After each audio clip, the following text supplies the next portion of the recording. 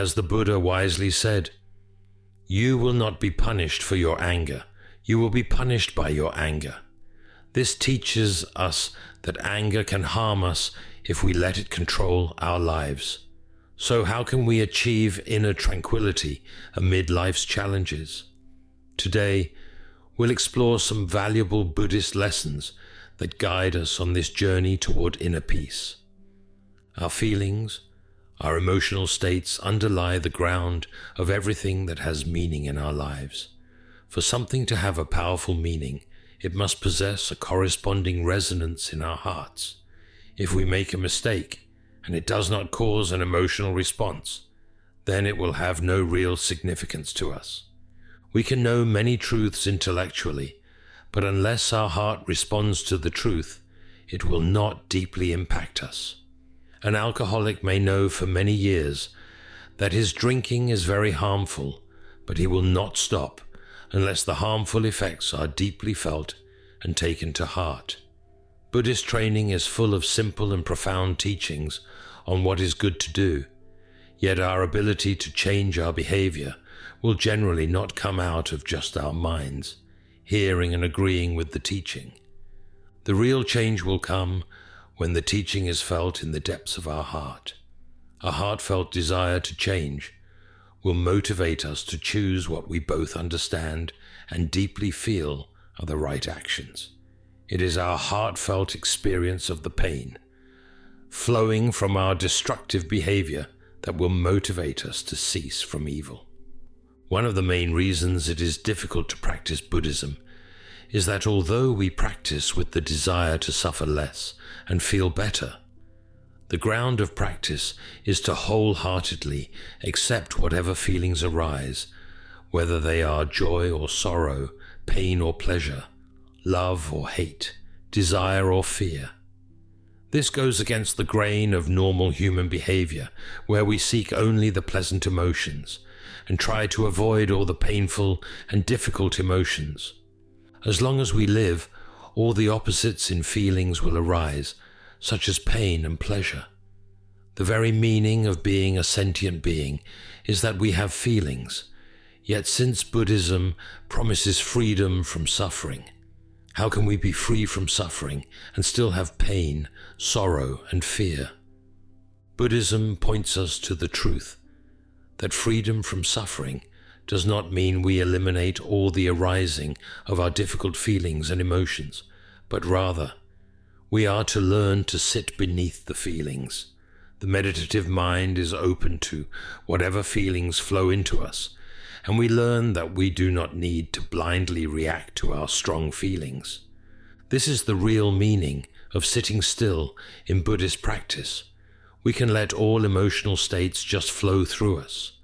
The real meaning of freedom in Buddhism is not freedom to do or have what we want, but rather realizing that no matter whatever strong feelings or difficult situations we experience, if we do not get our minds and hearts entangled, then all conditions will arise and then pass, and then our suffering will be diminished or eliminated.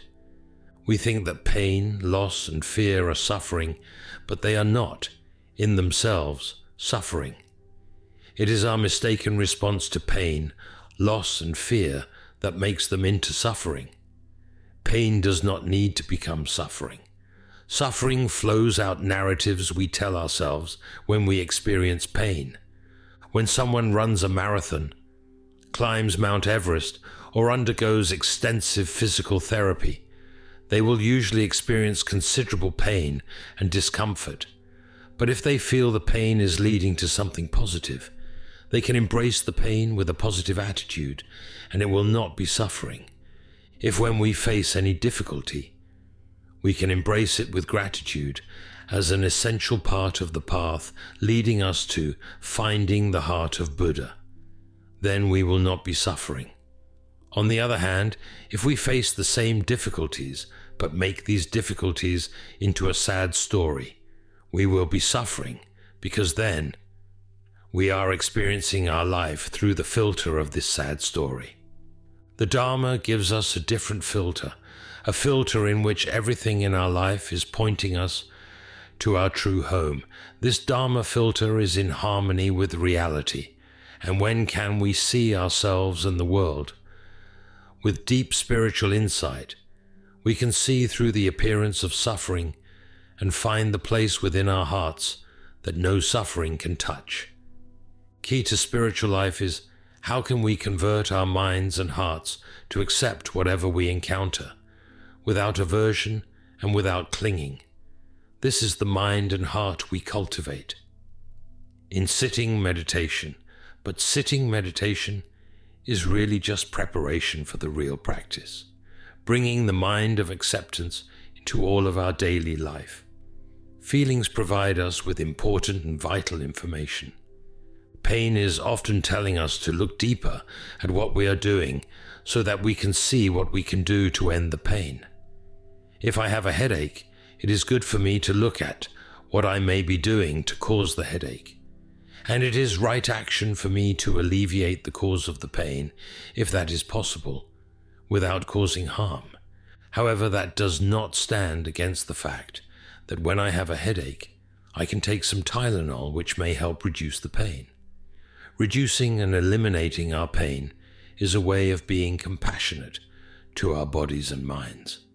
An important part of Buddhist training is when we encounter pain and suffering in other beings, we should be willing to help alleviate that pain, if that is a possibility. That is right action and is the practice of compassion.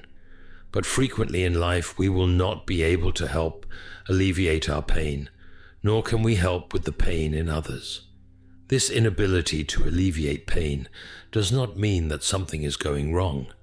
The opposites of pain and pleasure, gain and loss, will always be flowing through our life and the lives of all beings. The teachings of the Dharma are always pointing us to seeking and finding true peace and contentment, no matter what form of good or bad karma is flowing through us and flowing through the world. One of the main ways we create and maintain our lack of acceptance is to find someone or something to criticize and blame when we are suffering. This person, this situation, this difficulty is making me suffer. Frequently, the person we are blaming is ourselves, which in turn can generate feelings of despair since we seem to be inescapably stuck with this self. Another way we practice non-acceptance of difficult feelings is to ignore them or pretend we are not feeling what we are feeling. This suppressing of our emotions is not spiritually helpful. Eventually they will leak out or explode and force us to confront what we are feeling. For instance, we can close our hearts so we do not feel or recognize our fear. This numbing of our hearts will also block us from opening our hearts to the Buddha.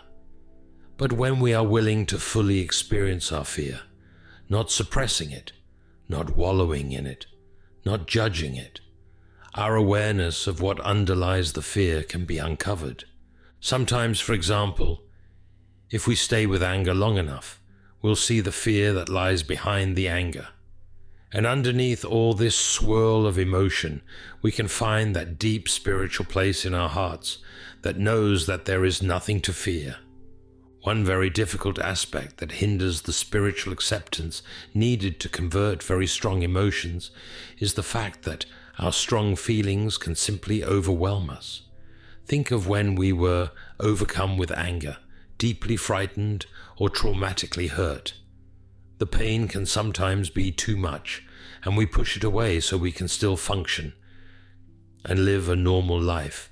Yet underneath this seeming normality, the anger still lives, the fear still lives, and the deep hurt still lives. Buddhism is grounded in the cultivation of a faith that allows us to finally feel all the deep pain that we have desperately pushed away. Yet the process of growing our faith so we can open our hearts to all our pain can be a long and difficult process. Often, if the pain is too overwhelming, and then Seeking help from psychological teachings and guidance can be a useful adjunct to Buddhist training. For instance, if someone was abused as a child and it is too painful for them to just open their hearts to those memories, then some psychological teachings and guidance can help the person to bring up the memories in a way that will minimize the trauma. Often someone will come to me and ask how to stop feeling depressed.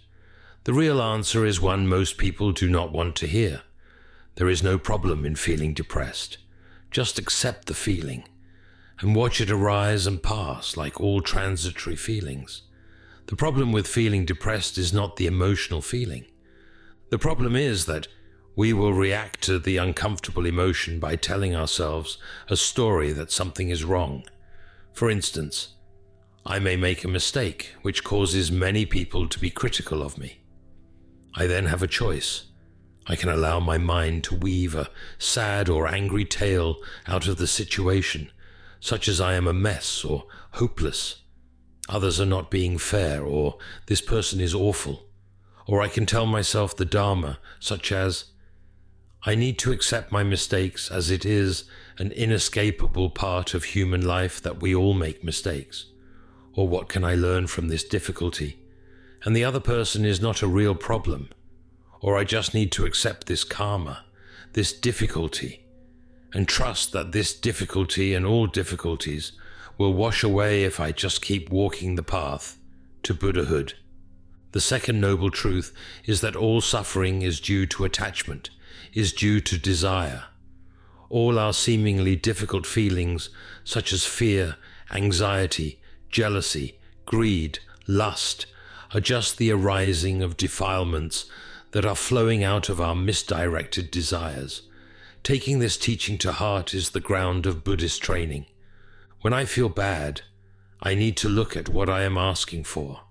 When I am afraid, I need to look at what I feel is threatened, and then point out to myself the spiritual truth that there is nothing within birth and death to fear. When I am angry, all that means is that either I am not getting what I want, or I am getting what I do not want. The complaining mind, the despairing mind, the fearful mind, the restless mind, the greedy mind, old wounds, new wounds. Nothing needs to be pushed away or clung to. We can watch them all arise and pass. We put much of our energy into pushing away the despair and fear, or clinging to what we desire, rather than just letting all these feelings arise and pass. It is important to recognize that we do not control what feelings will arise in us.